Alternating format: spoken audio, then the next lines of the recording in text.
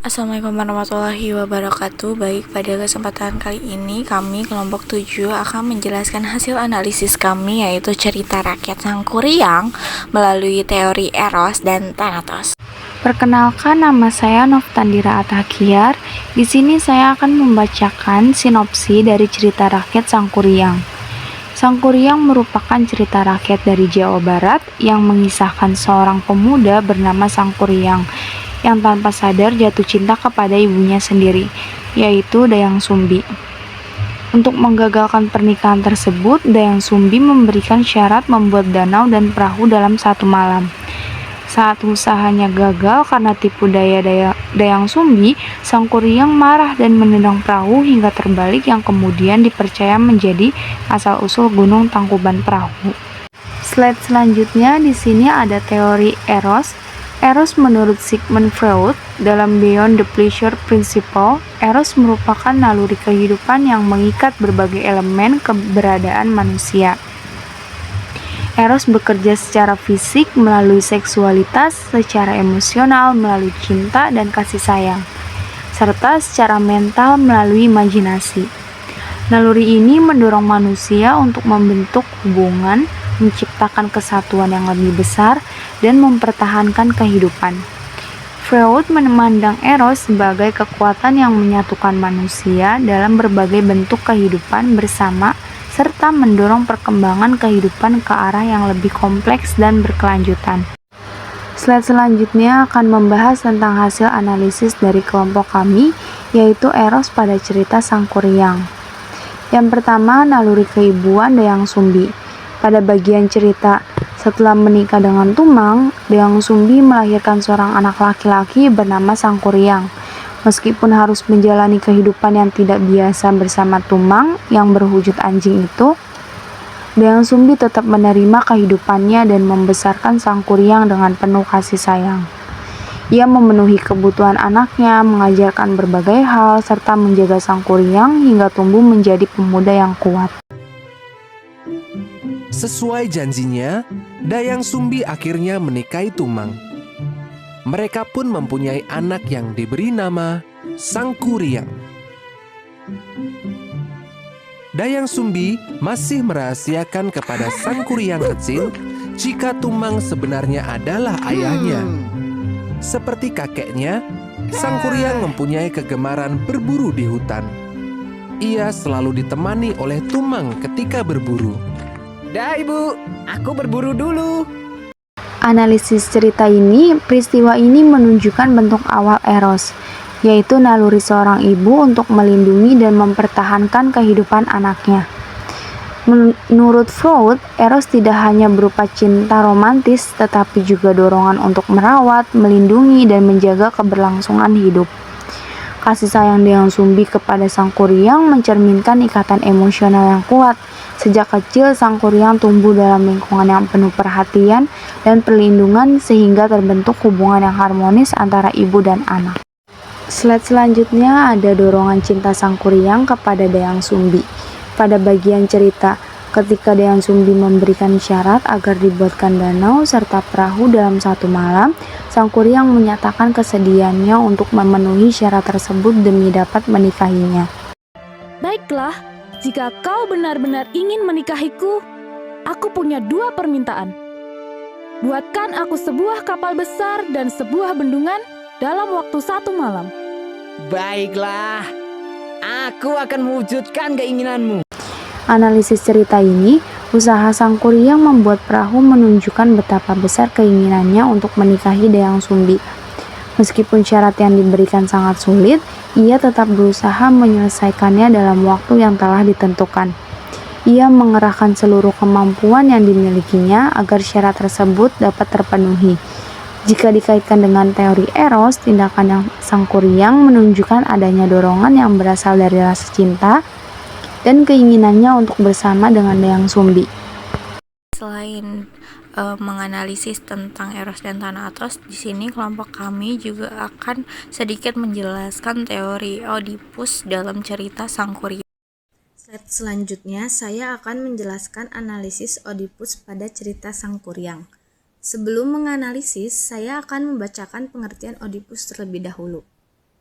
Menurut Sigmund Freud, kompleks Oedipus adalah kondisi ketika seorang anak laki-laki memiliki ketertarikan atau keinginan terhadap sosok ibunya. Ketertarikan ini terjadi secara tidak sadar, bukan sesuatu yang dilakukan dengan sengaja. Sekarang kita kaitkan teori tadi dengan analisis cerita Sangkuriang. Pada nomor pertama, yaitu Sangkuriang jatuh cinta kepada Dayang Sumbi. Di dalam bagian ceritanya, yaitu saat di hutan, ia terpesona pada kecantikan seorang gadis tanpa menyadari bahwa itu adalah ibunya. Yang bertahun-tahun berpisah, Sangkuriang bertemu dengan Dayang Sumbi yang tetap terlihat muda dan cantik. Karena tidak mengenali ibunya sendiri, Sangkuriang langsung terpikat oleh kecantikan Dayang Sumbi. Mereka saling jatuh cinta dan berencana untuk menikah. Gadis yang sedang memetik buah itu. Tanpa sengaja, ia dipertemukan kembali dengan ibunya. Namun, keduanya tak saling mengenali. Hai gadis cantik, bisakah aku membantumu? Terima kasih pemuda. Demikianlah Dayang Sumbi dan Sangkuriang kembali bertemu dan akhirnya saling menyukai. Jeruk yang cantik, secantik yang memetik. Kok bisa saja? Bisakah kita istirahat sebentar? Bagaimana kalau di bawah pohon itu? Sangkuriang benar-benar jatuh hati kepada Dayang Sumbi. Ia pun meminta agar Dayang Sumbi mau menikah dengannya. Analisis pada cerita tersebut, Sangkuriang memiliki ketertarikan kepada Dayang Sumbi tanpa mengetahui bahwa perempuan tersebut adalah ibu kandungnya. Dalam perspektif psikoanalisis Freud, keadaan ini menunjukkan adanya dorongan bawah sadar yang mengarah kepada sosok ibu. Walaupun Sangkuriang tidak mengetahui hubungan darah mereka, keinginannya untuk menjadikan Dayang Sumbi sebagai pasangan memiliki kesamaan dengan konsep kompleks Oedipus, yaitu ketertarikan seorang anak laki-laki kepada figur ibunya. Analisis pada nomor kedua yaitu Sangkuriang tetap ingin menikahi Dayang Sumbi. Pada bagian ceritanya, ketika Dayang Sumbi menyadari bahwa Sangkuriang adalah anaknya melalui bekas luka yang ada di kepala, ia langsung menolak rencana pernikahan tersebut. Dayang Sumbi kemudian menjelaskan bahwa dirinya adalah ibu kandung Sangkuriang. Namun, Sangkuriang tidak mempercayai penjelasan itu dan tetap ingin menikahinya. Dayang Sumbi dikejutkan oleh bekas luka yang ada di dahi Sangkuriang. Bekas luka itu? Kau? Kita tidak bisa menikah. Kita tidak bisa hidup bersama. Kenapa? Itu karena kau sebenarnya adalah anakku. Kau bercanda? Mana mungkin? Itu terlihat dari bekas luka di dahimu. Itu luka yang dulu aku buat. Aku tidak percaya. Bagaimanapun juga, aku akan menikah denganmu. Analisis pada cerita tersebut, meskipun Dayang Sumbi sudah mengungkapkan kenyataan bahwa mereka adalah anak dan ibu, Sangkuriang tetap mempertahankan keinginannya untuk menikah. Dalam teori Freud, hal ini dapat dipahami sebagai dorongan bawah sadar yang lebih kuat dibandingkan pertimbangan logis maupun norma yang berlaku. Keinginannya tidak langsung hilang meskipun ia telah diberitahu mengenai hubungan mereka, yaitu anak dan ibu. Baik, selanjutnya di sini ada teori Thanatos. Jadi dalam buku yang berjudul Beyond the Pleasure Principle pada tahun 1920, Freud menjelaskan bahwa Thanatos adalah naluri kematian atau dorongan bawah sadar yang mengarahkan seseorang pada tindakan yang bersifat destruktif atau merusak. Jadi naluri ini tuh tidak selalu berarti keinginan untuk mati, tetapi lebih mengarah pada perilaku yang dapat menimbulkan kerusakan baik terhadap diri sendiri, orang lain maupun lingkungan di sekitarnya. Misalnya ketika seseorang itu tidak mampu mengendalikan rasa marah, kecewa atau dendam, nah makanya dari itu emosi tersebut dapat berubah menjadi tindakan agresif seperti kekerasan, penghancuran atau konflik. Baik, selanjutnya di sini kita memasuki analisis Thanatos pada cerita Sang Kuryang. Yang di sini yang di pertama ada pembunuhan Tumang. Jadi pada bagian cerita ketika berburu, Tumang menolak mengejar rusa karena sebenarnya ia mengetahui bahwa rusa tersebut merupakan jelmaan dewa. Sang Kuryang yang tidak memahami alasan tersebut merasa marah, lalu memanah dan membunuh Tumang. Itu bisa jadi menu makanan kita nanti malam.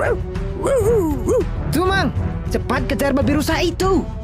Namun, Tumang hanya diam saja. Ia tidak mau mengejar babi rusa itu. Babi rusa itu berlari masuk hutan. Ah, makan malamku. Tumang tidak mau mengejar babi rusa itu karena dia tahu bahwa babi rusa itu merupakan jelmaan dewi seperti dirinya bernama Wayung Hyang. Ini semua salahmu. Gara-gara kamu, kita tidak bisa makan malam daging. Gelap mata, Sang Kuryang tiba-tiba mengambil anak panahnya. Dilepaskannya anak panah itu dari busuknya, mengarah ke badan Tumang. Maafkan aku, Tumang. Jadi hasil analisisnya peristiwa ini merupakan kemunculan Thanatos yang paling awal dalam cerita. Nah, Thanatos ini kan adalah naluri destruktif yang mendorong seseorang itu untuk melakukan tindakan yang mengarah pada kehancuran atau kekerasan. Nah, pada diri Sang Kuryang, rasa marah menguasai pikirannya sehingga ia bertindak secara impulsif tanpa mempertimbangkan akibat dari tindakannya. Seharusnya ia bisa mencari tahu alasan Tumang menolak mengejar rusa, tetapi karena emosinya lebih dominan, ia justru memilih menggunakan kekerasan. Hal ini menunjukkan bahwa dorongan destruktif lebih kuat daripada pertimbangan rasional. Lalu selain menyebabkan kematian Tumang, tindakan tersebut juga menjadi titik awal munculnya konflik yang lebih besar. Dayang Sumbi kehilangan Tumang, sedangkan Sang Kuryang harus menghadapi konsekuensi dari perbuatannya. Jadi, satu tindakan yang didorong oleh Thanatos mampu memicu rangkaian konflik yang terus berkembang hingga akhir cerita. Baik, saya selanjutnya di sini ada kemarahan Dayang Sumbi dan kaburnya Sang Kuryang. Jadi pada bagian cerita, setelah mengetahui bahwa hati atau daging yang dimakannya adalah hati atau daging Tumang, Dayang Sumbi sangat marah hingga memukul kepala Sang Kuryang dengan sendok nasi hingga terluka dan berdarah. Peristiwa tersebut membuat Sang Kuryang meninggalkan rumah dan mengembara seorang diri selama bertahun-tahun. Maaf, Ibu. Sebenarnya daging ini adalah Tumang. Astaga, Sang Kuryang. Tumang! Dayang Sumbi sungguh marah mendengar penjelasan Sang Kuryang. Tanpa sengaja, ia memukul dahi Sang Kuryang. Aduh. Sang Kuryang yang terpukul jatuh. Analisis peristiwa ini menunjukkan munculnya Thanatos pada Dayang Sumbi. Rasa kehilangan atas kematian Tumang memicu kemarahan yang tidak mampu dikendalikan sehingga diwujudkan melalui tindakan memukul Sang Kuryang hingga terluka. Menurut Freud, perilaku agresif yang lahir dari luapan emosi merupakan bentuk dorongan Thanatos karena mengarah pada penghancuran, baik secara fisik maupun emosional. Dampak dari tindakan tersebut tidak hanya meninggalkan luka pada diri Sang Kuryang saja, tetapi juga menimbulkan rasa kecewa dan sakit hati yang mendorongnya meninggalkan rumah. Dengan demikian, peristiwa ini menjadi awal retaknya hubungan ibu dan anak, serta membuka rangkaian konflik yang berkembang hingga akhir cerita. Slide selanjutnya di sini ada penghancuran perahu. Jadi pada bagian cerita, mengetahui dirinya gagal memenuhi syarat, Sang Kuryang meluapkan kemarahannya dengan menendang perahu yang telah dibuat hingga terbalik. Perahu tersebut kemudian dipercaya menjadi Gunung Tangkuban Perahu. Kau tidak bisa memenuhi permintaanku. Kita tidak bakal menikah. Tidak. Sang Kuryang yang marah menendang kapal buatannya. Kapal besar itu pun terbalik tertelungkup. Semakin lama, kapal itu tertutup oleh tanah dan berubah menjadi gunung.